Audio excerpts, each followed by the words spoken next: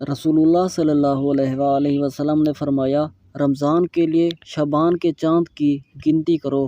جامع ترمذی حدیث نمبر 687۔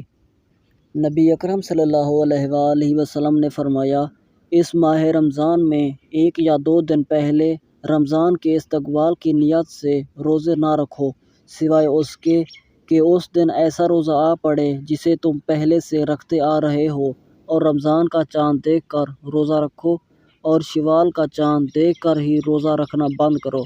اگر آسمان ابر آلود ہو جائے تو مہینے کے 30 دن شمار کر لو، پھر روزہ رکھنا بند کرو۔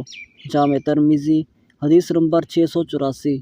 رسول اللہ صلی اللہ علیہ وآلہ وسلم نے فرمایا، رمضان سے پہلے روزہ نہ رکھو، چاند دیکھ کر روزہ رکھو اور دیکھ کر ہی بند کرو، اور اگر بادل آڑے آ جائیں تو مہینے کے 30 دن پورے کرو۔ جامع ترمذی حدیث نمبر 688۔ رسول اللہ صلی اللہ علیہ وآلہ وسلم نے فرمایا، رمضان سے 1 یا 2 دن پہلے رمضان کے استقبال میں روزہ نہ رکھو، سوائے اس کے کہ آدمی اس دن روزہ رکھتا آ رہا ہو تو اسے رکھے۔ جامع ترمذی حدیث نمبر 685۔ رسول کریم صلی اللہ علیہ وآلہ وسلم نے فرمایا کہ جس نے 1 رکعت نماز باجماعت پا لی، اس نے نماز باجماعت کا ثواب پا لیا۔ صحیح بخاری حدیث نمبر 580۔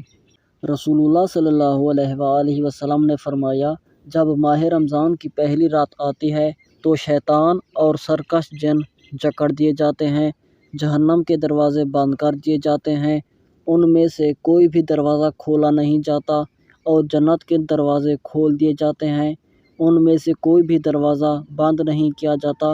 پکارنے والا پکارتا ہے، خیر کے طلبگار آگے بڑھ، اور شر کے طلبگار رک جا، اور آگ سے اللہ کے بہت سے آزاد کیے ہوئے بندے ہیں، تو ہو سکتا ہے کہ تم بھی انہی میں سے ہو، اور ایسا رمضان کی ہر رات کو ہوتا ہے۔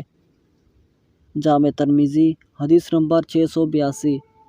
عبد الرحمن بن اسود نے بیان کیا، انہوں نے اپنے باپ سے، انہوں نے حضرت عائشہ رضی اللہ تعالیٰ عنہا سے، آپ نے فرمایا کہ 2 رکعتوں کو رسول اللہ صلی اللہ علیہ وآلہ وسلم نے کبھی ترک نہیں کیا، پوشیدہ ہو یا عام لوگوں کے سامنے۔ صبح کی نماز سے پہلے 2 رکعت اور عصر کی نماز کے بعد 2 رکعت۔ صحیح بخاری حدیث نمبر 592۔